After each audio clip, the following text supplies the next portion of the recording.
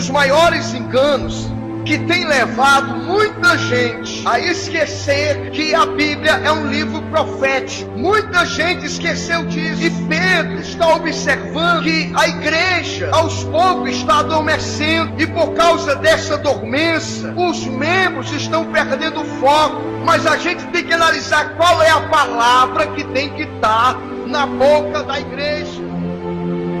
Será que a palavra certa é prosperidade, bênçãos materiais? É a mesma palavra que o Espírito Santo está dizendo. Pedro percebeu que, infelizmente, os cristãos estavam perdendo esse foco, perdendo o ânimo do céu, o entusiasmo das coisas do Espírito, a glória de Deus, a manifestação da vinda do Senhor Jesus. Perderam o ânimo. E por que perderam esse ânimo? Porque trocaram as coisas eternas por essas coisas que vão perecer. Trocaram a glória pela fama, trocaram as bênçãos espirituais pelas riquezas materiais. A maioria das igrejas, elas estão direcionadas não mais para a vida do Senhor Jesus, mas estão quase que competindo de igualdade com o mundo. Nós temos o Arraial Gospel, Carnal Gospel, nós temos até o Halloween, que é uma festa indicada para as bruxas, também na igreja tem. Por quê? Porque a finalidade não é mais o céu, é estabelecer o reino aqui na terra. Muita gente vê a igreja não mais como algo para se encontrar com Deus, para esperar a vinda do Senhor Jesus. Muita gente está achando que se Jesus não voltar, tá bom demais, melhor estar aqui. Perderam a esperança do céu, a esperança, muitos ainda têm até a esperança de ficarem ricos, ganhar na loteria. E é com tristeza, irmãos, que a gente percebe isso acontecendo. Nós temos que voltar a ter a perspectiva e a esperança da volta de Cristo. A gente observa isso na falta de verbalização, onde as pessoas não estão mais buscando, onde as pessoas se tornaram céticas, incrédulas em relação à segunda vinda do Senhor, vivem despercebidos, despreocupados. Esse assunto não empolga mais. E aí, irmãos, estamos caindo no mesmo erro que caíram o povo de Deus, que esqueceu essas promessas. Quem era esse povo? A nação de Israel, que Paulo vai dizer que agora ela foi colocada de lado e Deus está trabalhando com a igreja. Porque foi cortado a Israel, agora Deus está trabalhando com a igreja, até que chegue um momento que ela vai brotar de novo e Deus vai voltar para a igreja, para Israel. O mundo não está esperando o Messias, o mundo está esperando o juízo, a igreja está esperando o noivo, Israel está esperando o Messias. E eu pergunto, irmão, o que é que você está esperando dessa vida? E temos que ter cuidado, porque as mesmas coisas que Israel recebeu, a igreja também está recebendo. Israel recebeu as promessas da vinda do Senhor, recebeu as profecias que Jesus ia voltar, receberam sinais que a vinda do Senhor Jesus estaria se manifestando. E em quarto lugar, que foi pior, eles viram todas as profecias, todos os sinais acontecerem diante dos olhos deles. Mas o que foi mais triste é porque eles não perceberam acerca da primeira volta de Jesus, ao ponto de Jesus dizer uma profecia para eles, lá em Lucas capítulo 19, versículo 44: te derrubarão a ti e os teus filhos que estiverem dentro de ti, ó Jerusalém, e não deixarão em ti pedra sobre pedra, por causa de uma única coisa, porque vocês não reconheceram o tempo da sua visitação. Igreja, Jesus está dizendo: abra os seus olhos, eu estou às portas, eu estou chegando. Igreja, se prepare, se prepare. E Jesus estava falando das profecias da sua primeira vinda, que se cumpriram diante dos judeus, mas eles não perceberam, só começaram a perceber no ano 70, com a destruição de Jerusalém, ao ponto de Jeremias dizer na sua profecia, capítulo 8, versículo 20: passou a seca, findou-se o verão e nós não nos salvamos. Quem está entendendo isso, irmãos? E por que é que não houve a salvação? Eles tiveram promessas. Nós temos promessas ou não temos? Eles receberam profecias que Jesus ia voltar. Nós recebemos ou não recebemos? Eles receberam também, meu amado, os sinais que Jesus iria voltar. Mas o grande problema, irmãos, é que eles adormeceram. Eles não perceberam quando era para abrir os olhos, quando era para levantar os olhos, quando era para dar revestido de poder, quando era para ter lâmpadas acesas com azeite, quando era para estar vigilante. Eles adormeceram. Desperta, igreja. Jesus está dizendo: eu estou às portas. Olha os sinais, olha as profecias. A primeira vinda foi despercebida por aqueles que não poderiam errar. E por que eu disse que ia falar sobre profecias? Porque, irmãos, nós estamos desprezando as profecias que Deus colocou para a igreja e está acontecendo diante dos nossos olhos. Deuteronômio 23:19 diz que Deus não é homem para que minta, nem filho do homem para que se arrependa. Ele diz: porventura não diria eu e não faria, ou falaria e não confirmaria. Isaías 46:9 diz: lembrai das coisas passadas desde a antiguidade, que eu sou Deus e não há outro Deus além de mim, porque eu anuncio o fim do princípio desde a antiguidade. Antes que acontecesse, eu digo, porque toda palavra que sai da minha boca, ela não voltará vazia, mas fará aquilo que eu espero que ela faça. E vai dizer o escritor aos Hebreus que a palavra que foi dita pelo Moisés, pelos profetas, pelos anjos, elas não caíram por terra, quanto mais agora a palavra do nosso Senhor e Salvador Jesus Cristo, que disse: céus e terra passarão, mas a minha palavra não passará. Vigiai em todo tempo, porque não sabeis o dia nem a hora em que o Senhor há de voltar. Prepara-te, igreja, porque o Senhor está voltando. Deus, Cristo em Cristo Jesus, percebeu o valor das escrituras, das profecias, ao ponto deles buscarem. Os dois discípulos de Emaús dizeram, a Bíblia diz que ele falou tudo que é a profecia, começando por Moisés, pelos profetas e tudo que se achava nas escrituras. Ele dizia: não está escrito. E estava escrito na primeira vinda como ele iria nascer.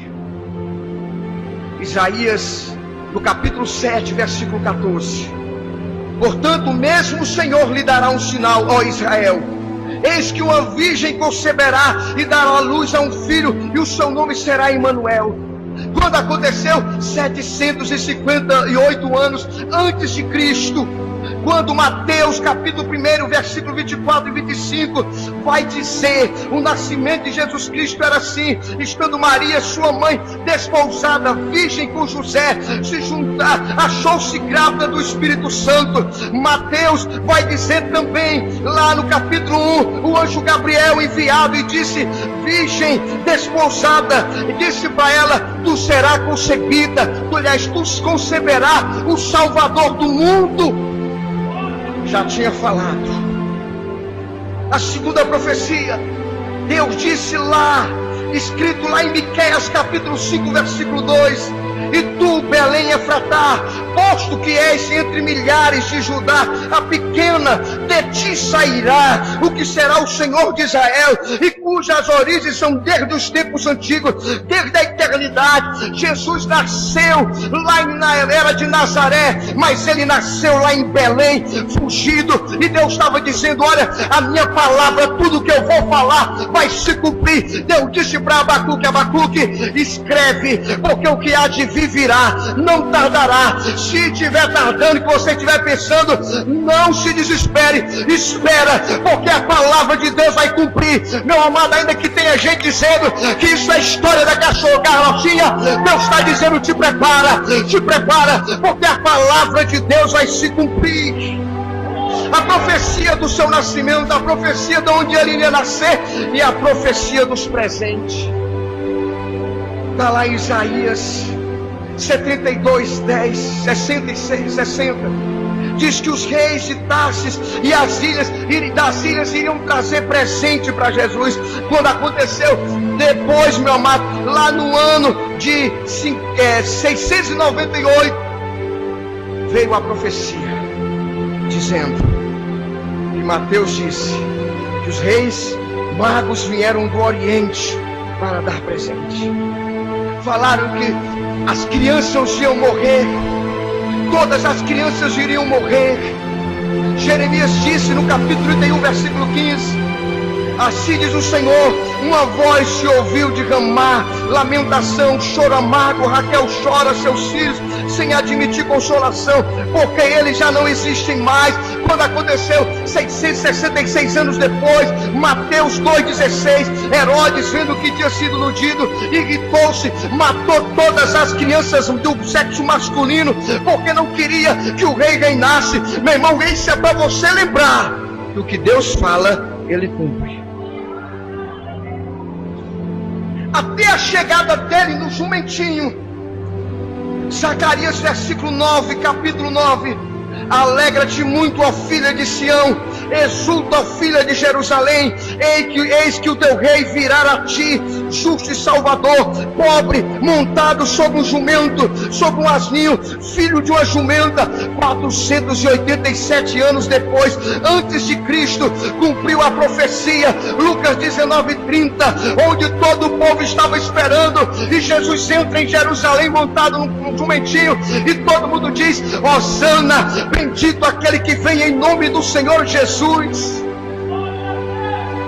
A profecia da traição de Judas, lá no Salmo 41, versículo 9: até o meu próprio amigo íntimo, em que eu tanto confiava, que comia do meu pão, levantou o seu calcanhar contra mim. A profecia do pagamento de 30 moedas, Zacarias verso 11, 2: e eu disse-lhes: se parece bem aos vossos olhos, dá-me o que é devido. E pesaram um salário de 30 moedas. Data da profecia depois, 487 anos. Profecia, querido, das moedas jogadas no templo. Quando Zacarias diz, verso 11, capítulo 11, verso 13, o Senhor diz: arroja isso ao oleiro, esse belo preço em que fui avaliado por eles. Tomei as 30 moedas de prata e arrojei ao oleiro na casa do Senhor.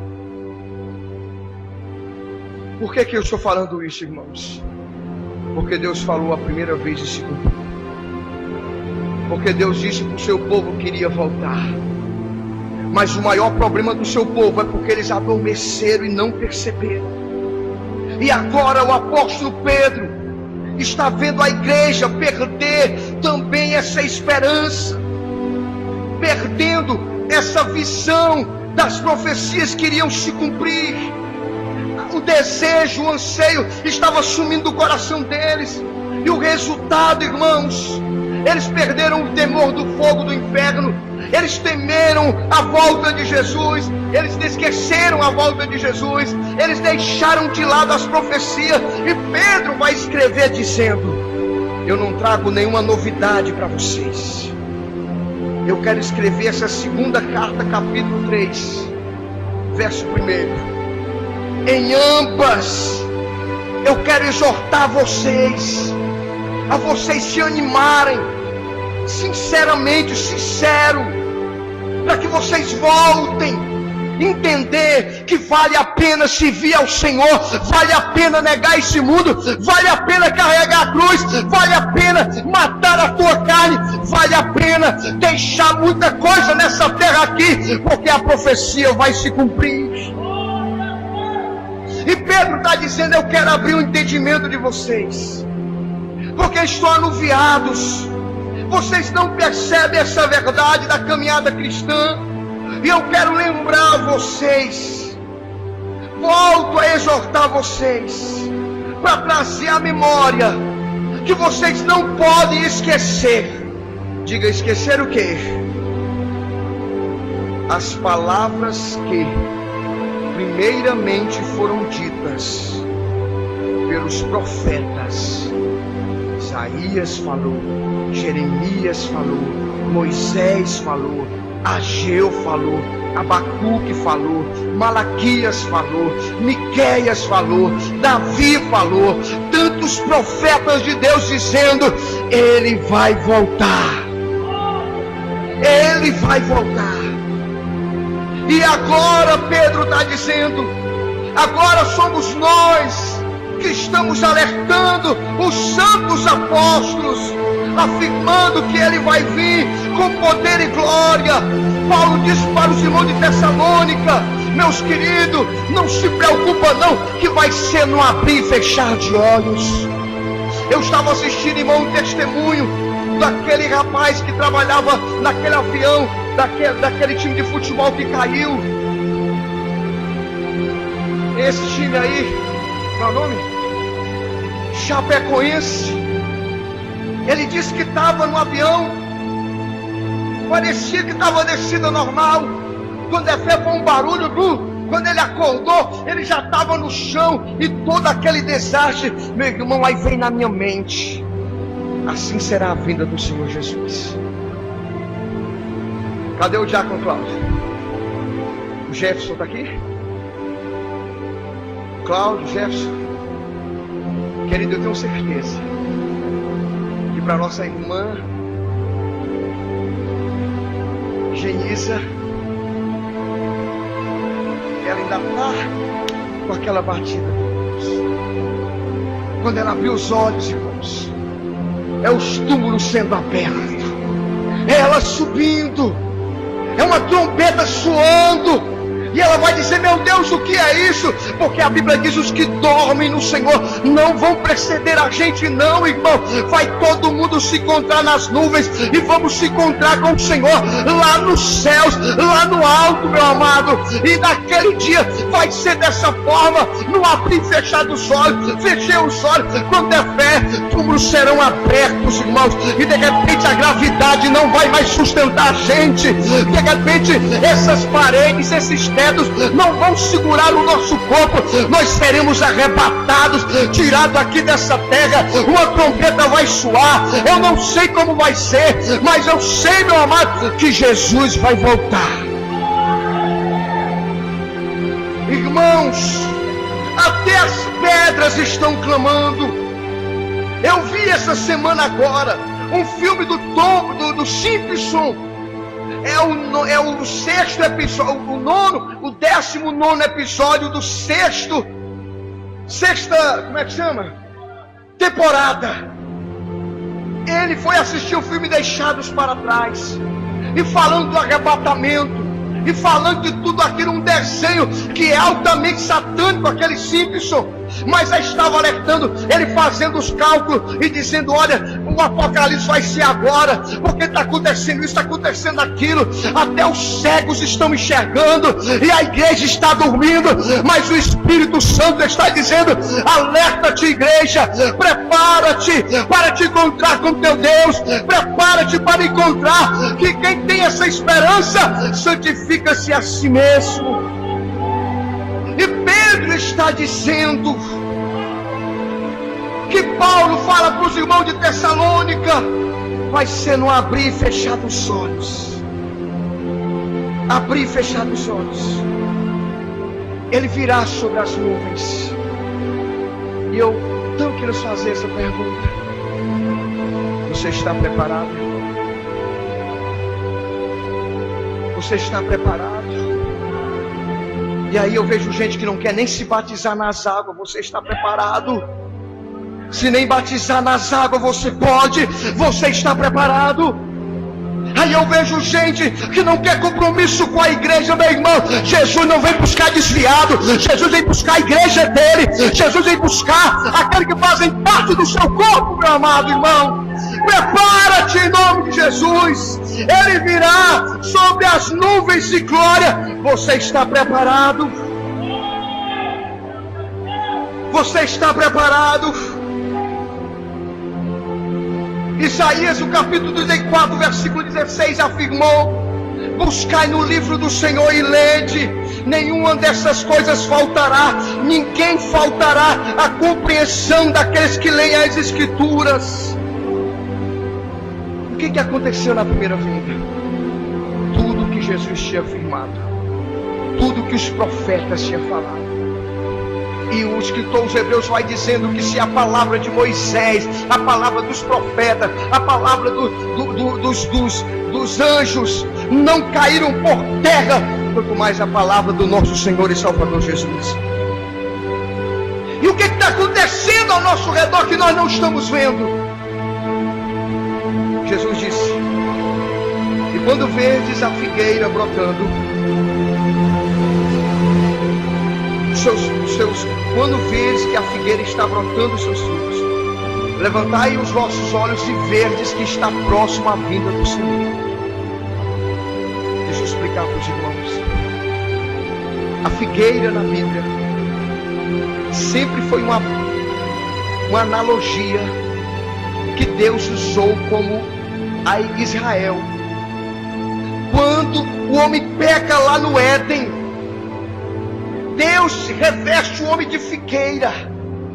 Aliás, o homem se veste de figueira, se veste de folhas de figueira. Era Israel, com aquele amparado, com aquela soberba jactância. Nós estamos vestidos com a lei, com o templo, nós estamos vestidos com a lei cerimonial, os decálogos, as leis morais. Nós estamos vestidos de tudo isso, e Deus disse: isso não adianta, tem que ter um sacrifício do Cordeiro para que vocês sejam salvos. E Jesus olha, irmãos, para o discípulo e diz: olha, para todos os judeus, e diz: olha, se vocês não comerem a minha carne e beberem o meu sangue, vocês não têm vida. Jesus está dizendo: olha, esse mundo só vai ser salvo, esse mundo só vai ser arrancado das trevas se a minha carne for estraçalhada por ela, se o meu sangue for derramado. Mas também tem uma coisa: quando eu for levantado, eu vou atrair a muitos para mim. E meu irmão, e a figueira é Israel. E várias vezes Deus vai dizer, lembra aquela parábola de Lucas capítulo 6, 13, versículo 6? Que Deus disse: corta. Aí disse: não, espera um tempo. Era Israel. E aí essa figueira foi cortada, porque Deus deu 3 anos para que ela se arrependesse. Que 3 anos foram esses? O ministério terreno de Jesus Cristo. 3 anos Jesus esperando.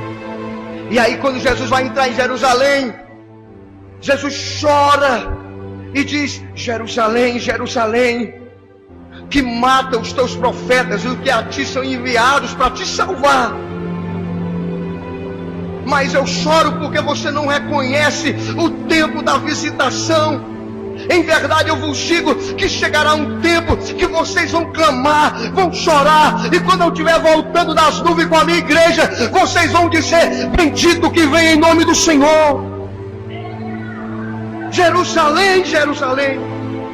E 3 anos Jesus passou entre Jerusalém. Eu fui enviado, senão para os filhos. E a Bíblia diz lá em João, ele vai dizer primeiro para a mulher lá da Cananeia: eu não posso tirar a comida dos filhos para dar para os cachorrinhos. Eu vim para os judeus. E João vai dizer: veio para o que era seus, mas os seus não receberam. E todo aquele que o recebeu, o Pai deu-lhe o poder de se tornarem filhos de Deus, a saber, não da carne, mas da fé em Cristo Jesus, gerado pela igreja, adoção de filhos agora em Cristo Jesus.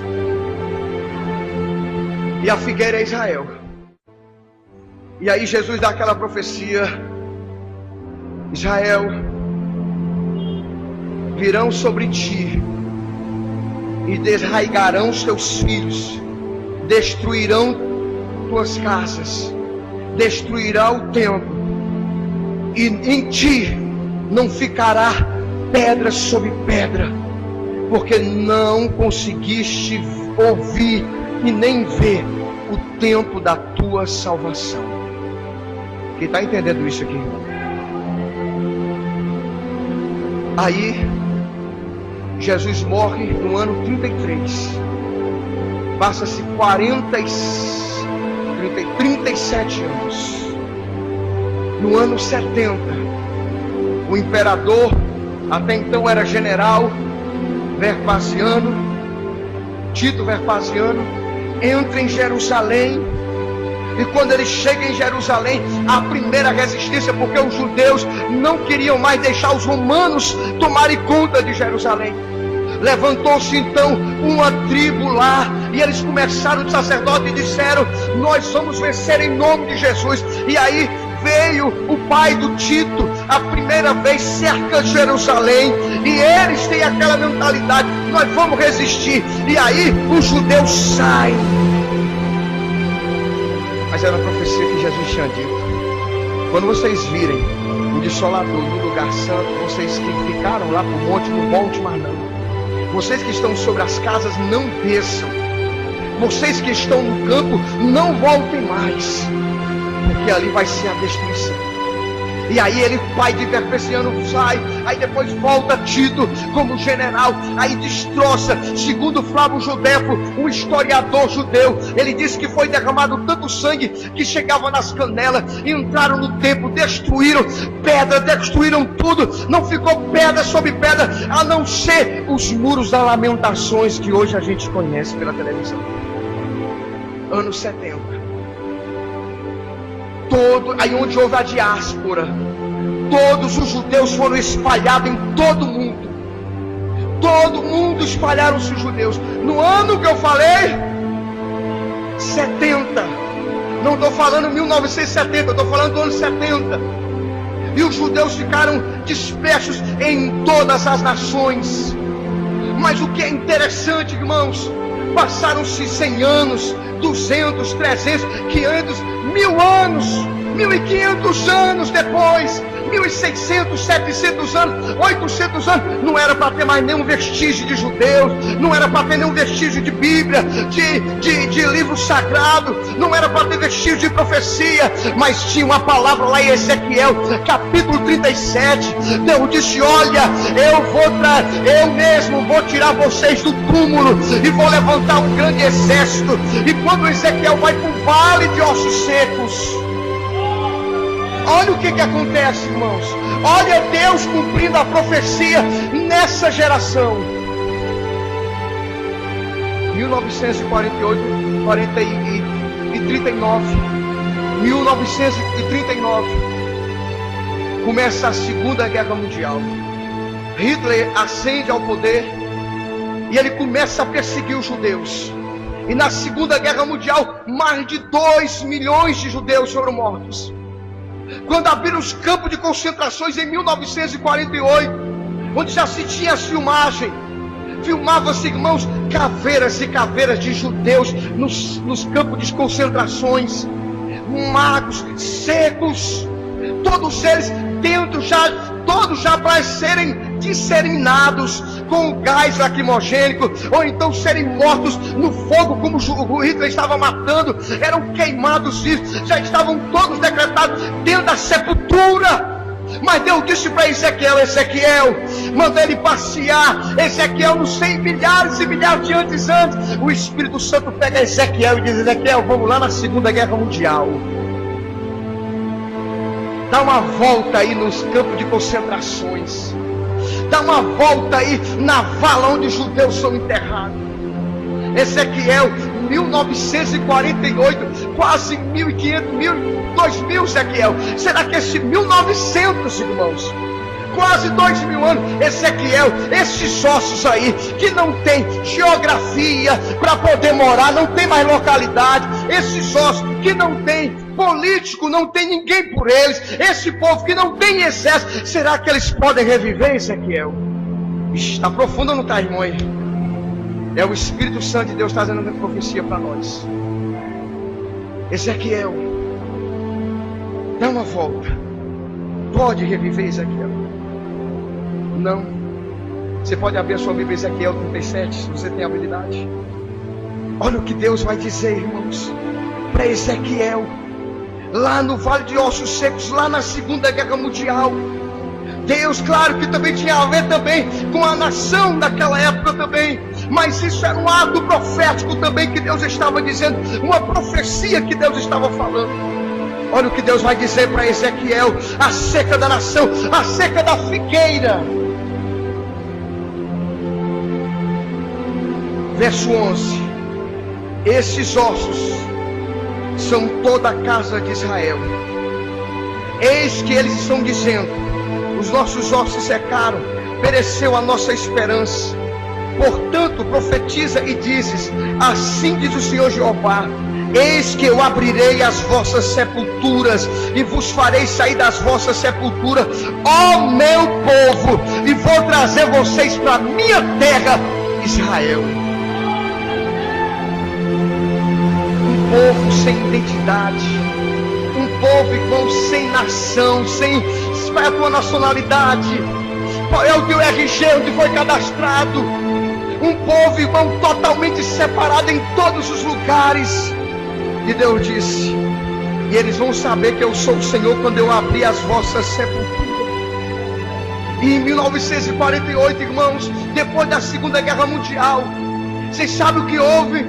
Houve, irmãos, a nação unidas, a ONU, as Nações Unidas se reuniram, foram estabelecer como um despojo de guerra, como que querendo de alguma forma indenizar a nação de Israel. Mas já era Deus dizendo: eu vou trazer o meu povo, porque a figueira tem que começar a brotar, porque a minha igreja tem que prestar atenção. Aí o brasileiro Oswaldo Graça Aranha, todas as nações votam, os embaixadores, representantes das nações, falta um voto só. Israel já tinha perdido a esperança. Os palestinos já eram donos daquela terra, porque o campeão, desde o ano 70, passaram 500, 800, 1000 anos, 1200, 2000, 1500, 1600, 1948, eles estão estabelecidos ali. Sabe o que acontece? Está tudo empatado. A Bíblia diz: bem-aventurado aqueles que abençoam o povo de Deus. E Deus levanta um homem chamado Oswaldo Graça Aranha, e ele dá o voto de Minerva, e ele diz: sim, Israel voltará a ser nação, Israel voltará para a sua terra. Deus não é homem para mentir. Ele disse: Israel, tu vai voltar para essa terra de novo. Igreja, quando a figueira estiver brotando, e a figueira foi para lá.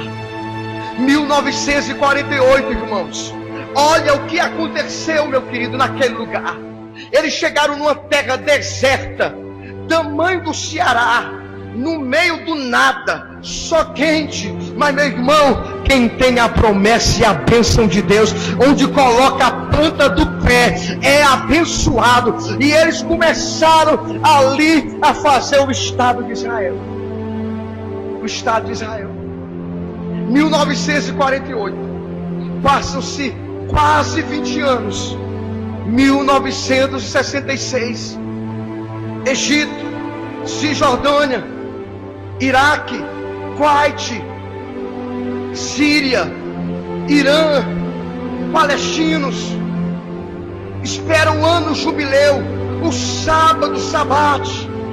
todas as forças armadas de Israel despreparada, um exército apenas que ainda estava ficando de maior, 18 anos apenas de existência a nação de Israel.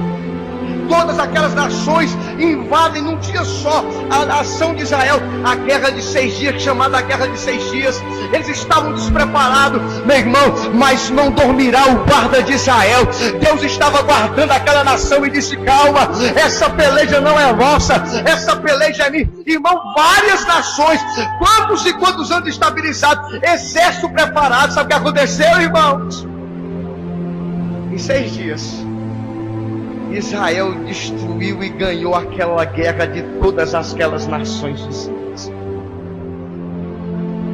Nesse século agora, no século passado, na década já de 90, foi que foram devolver o Kuwait. Naquela guerra que eles fizeram. Isso está acontecendo na nossa geração. E Deus está dizendo: quando vires a figueira, e a figueira começou a brotar. Ano que vem, Israel faz 70 anos de existência. Jesus disse: não passará essa nação sem que todas essas coisas aconteçam. Que coisas vão acontecer? Fala ou não fala, irmão? Tempos trabalhosos. Nos últimos dias, a Bíblia diz que por aumentar a iniquidade, o amor esfriaria. As pessoas, irmãos, estariam no tempo trabalhosos. Paulo, lembrando da profecia, inspirado por Jesus, disse que os homens seriam amantes de si mesmos, avarentos, presunçosos, soberbos, blasfemos, desobedientes a pais e a mães, ingratos, profanos, sem afeto natural, irreconciliáveis, mentirosos, caluniadores, incontinentes, cruéis, sem amor para com os bons, traidores, obstinados, orgulhosos, mais amigos dos deleites do que os amigos de Deus. Não é essa geração? Não é essa geração? Não é essa geração que está destruindo os pais? Uma geração que se ensoberbece, que nós temos mais conhecimento do que os nossos pais. Porque antes mesmo, desde a minha avó dormia, já se ouvia essas coisas. E essa geração de homens obstinados, Jesus disse: depois que Israel voltar a ser uma figueira, que ela começar a florescer, não deixarão essas coisas de acontecer, não passarão essas coisas sem que esta aconteça. Primeiro, Israel voltou a ser nação. Segundo, tempos trabalhosos. Terceiro, aumento da ciência. Irmão, eu estava lendo uma vendo uma reportagem numa revista aí, que é a revista mais importante da ciência. Disse que na década passada, a partir do ano de 60 para cá, a tecnologia, a ciência deu um avanço de 1000 anos. Apenas menos de um século, a ciência deu um avanço de 1000 anos. E de um tempo para cá, ela está avançando de uma maneira estrondosa. Não passará essa nação, não passará essa geração sem que essas coisas aconteçam. E a Bíblia falará de outra coisa: dores de parto. A intensidade dos sinais seria como dores de parto. E como seriam essas dores de parto? Eu nunca senti.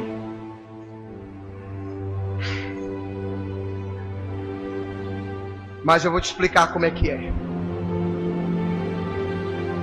Escute bem. As dores de parto, que Deus fez a comparação com o arrebatamento da igreja com a volta de Jesus.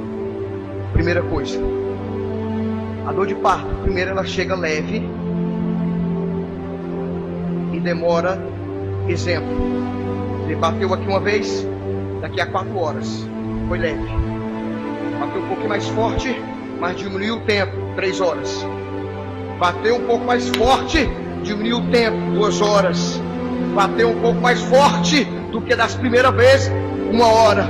E cada vez que vai diminuindo o tempo, mais tenso e mais forte vai ficando as dores. Quem ouviu falar de tsunami há muito tempo atrás? Na minha adolescência, na minha mocidade, não sabia nem o que era tsunami. Ninguém não ouviu falar de tsunami. Maremoto conhecia. Quem ouvia falar de que isso estaria acontecendo? Quem ouvia falar, irmão, de terremoto? Quem ouvia falar de estrela caindo no céu? Como foi lá na Rússia, lá que daqui a pouco a gente volta os sinais da terra, no céu.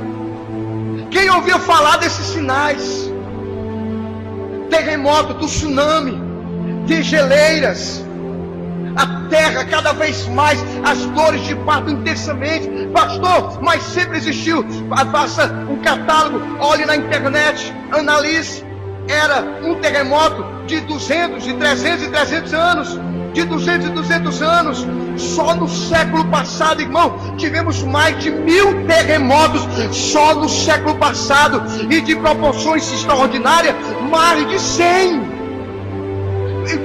Fortes, terremotos fortes, grandes intensidades, tudo acontecendo. E eu tinha mentalidade, queria primeiro os terremotos, depois os sinais do céu, depois da guerra. Não, mas não é assim. A Bíblia diz que haveria sinais no céu, terremoto, rumores de guerra, fome, a humanidade estaria num estado de calamidade moral, espiritual, emocional. E aí tudo isso não era cronologicamente, não sistematicamente, não, era simultaneamente. A gente vê guerra lá na Síria hoje, a gente vê terremoto acontecendo, a gente vê tsunami acontecendo, a gente vê peste, a gente vê fome. Só tem uma explicação: ele está chegando, ele está voltando, ele está voltando em vários lugares. Aí o estado emocional das pessoas. Lucas capítulo 21, versículo 11. Jesus diz dizer: e os homens desmaiarão de terror na expectação das coisas que sobrevirão ao mundo. Irmão, em 2010 houve um encontro Copenhague. Você sabe para que foi esse encontro das nações? Lá em Copenhague. O que fazer com o aquecimento global? O que fazer com o degelo dos polos? Por que estava acontecendo isso? Porque as pessoas, o Cid Carvalho, aquele que tem um bordão, como é o bordão do Cid Carvalho? Doa quem doer. Eu ouvi ele dizendo na rádio. Ele dizendo no rádio, dizendo: isso é coisa de louco. Como é que se pode imaginar, pleno centro da cidade, em cidades invadidas por águas, terremoto destruindo prédios, destruindo tudo. Meu amado, Jesus disse: quem tem ouvidos ouça para ouvir, porque quando Jesus estiver voltando, ele vem buscar a igreja e os sinais da terra iriam acontecer. Outros sinais, meu amado, no céu. Quantos sinais? Esse ano, uma parte, segundo a NASA, não sei se é verdade, se não é, no dia 16 até o dia 23, dia 22, a terra ficará escura por 6 dias. Não sei se vai acontecer isso, a NASA que está dizendo. A camada de ozônio está sofrendo grandes ataques de meteoros. Teve a lua de sangue. A Bíblia fala que a lua ficaria, os sinais estão acontecendo. A Bíblia fala dos sinais do céu. Tivemos na Rússia aqueles meteoros. Aqui no Brasil, várias partes do mundo, essas coisas acontecendo. Fome, irmãos. Você vê hoje, pleno século 21, Você vê na televisão, na África, gente morrendo de fome. Você vê guerra, rumores de guerra lá na Síria, lá no Hamas, lá naquele localidade ali do Ocidente, outras e mais guerras se levantando. E o que é pior ainda, irmãos, apostasia no meio da igreja. Apostasia no meio da igreja. E dentro dessa apostasia, olha o que vai acontecer com a igreja. O amor vai esfriar, ao ponto de nós termos igreja de gente passando fome e a gente nem se importa com as pessoas da nossa igreja. Ao ponto da gente torcer que fulano vá para o inferno. O amor está esfriando. Ao ponto da gente ficar como a igreja de Laodiceia, gorda, totalmente relaxada. Sou rico, não preciso de nada. Mas é uma igreja pobre, miserável, nua, que não sai do seu comodismo, que não sai do seu bem-estar, que não se coloca nem para orar, quanto mais para jejuar e evangelizar. Enquanto isso, irmãos, o amor vai esfriando nossos corações. Dentro da igreja, por causa do amor esfriando, casais se separando, servos de Deus. Dentro da igreja, o amor esfriando, gente, irmãos, fazendo negócios que não glorificam a Deus. Por causa do amor esfriando, muitas igrejas, de todos os jeitos, de todas as maneiras, irmãos, o amor está esfriando. E as religiões, irmãos, vão perdendo fogo. A coisificação do ser. E o que é pior, que a Bíblia vai dizer: ai dos que habitam na terra, porque Satanás sabe que pouco tempo lhe resta, e ele está vindo com a sua enxurrada de sujeira, e a gente nem está percebendo, ao ponto de relacionamento sexual dentro da igreja ser a coisa menina, casar grávida, de gente que é junta, de gente que não está nem aí, e vai ficando no pecado. Mas isso é o pastor que quer que eu case, é o pastor. Quem tem ouvidos, ouça o que o Espírito está dizendo para a igreja. Quem tem ouvido, ouça. Aquele que é santo, santifique-se mais, busque mais a presença, se derrame mais na presença do Senhor Jesus. A Bíblia diz, no capítulo 6, versículo 8, que Satanás vem com todo o seu inferno, irmão. Como difícil hoje é para se servir ao Senhor Jesus Cristo, porque o diabo está instalando coisas, irmãos, que parecem normais. Coloque-se em pé. Muita coisa eu teria para falar ainda falta ainda umas 40 páginas para Deus falar conosco, mas que nós, irmãos, possamos abrir os nossos olhos. Nossa morada não é aqui, a nossa finalidade não é aqui. Nós estamos caminhando, irmãos, caminhando. Não vale a pena a gente chegar a ser pastor e ir para o inferno. Não vale a pena a gente chegar a ser qualquer coisa nesse mundo e ir para o inferno. A Bíblia diz que bem-aventurado aqueles que participam da primeira vinda do Senhor Jesus. Se prepare, igreja. Se prepare. Porque lembra que eu estou te dizendo, é no abrir e fechar os olhos. Hoje nós estamos vivos. Me lembro que uma terça-feira eu trouxe uma palavra de alerta. E numa quarta-feira aconteceu. Lembro que um dia eu estava com o marido da Lucineide, no sábado à noite, conversando. No domingo foi o partido, a viagem dele. Lembro da Gabriele dançando, cantando aqui. Naquele ano ela foi embora. Lembro, este ano, a mãezinha da missionária. Quando será, irmãos, que Jesus vai voltar? Quando é que você vai se encontrar com Ele? É no piscar de olhos. Não pense, irmãos, que vai haver segunda chance. Hoje é o tempo da visitação. Se hoje ouvires a voz do Espírito Santo, não endureça o vosso coração. Hoje é o dia, meu amado. Hoje é o dia que se chama hoje. Busquemos o Senhor enquanto se pode achar. Invocai-o enquanto está perto. Arrepende-te enquanto há condição de arrependimento. Busca, irmão. Busca, irmãos. Jesus vai voltar. Lembre-se disso. Prepara-te. Prepara-te. Ele vem buscar a igreja. E a igreja, irmãos, não é essas quatro paredes aqui, não. A igreja, meu amado, é aquele que foi lavado e remido no sangue do Senhor Jesus. E todo aquele que está seguindo a Cristo, aparte-se da iniquidade. Curve a sua cabeça, irmão. Senhor Deus, Pai querido, Deus maravilhoso, Senhor, em nome do Teu Filho Jesus Cristo, Pai, eu quero Te pedir, Senhor, que a Tua inspiração, Senhor, a qual o Senhor nos deu essa palavra, nos inspire também, Senhor, a ficar sempre em vigilância. Deus, a nos guardar, Senhor, desse mundo, Senhor, que caminha, Pai, a passos largos para a perdição. Deus, o Senhor não nos deixa, Senhor, esquecer que não é só a porta que é estreita, não, mas o caminho também é estreito, Pai. O Senhor nos ajuda, Deus. Coloca, Senhor, esse temor que é devido à Tua palavra, Pai.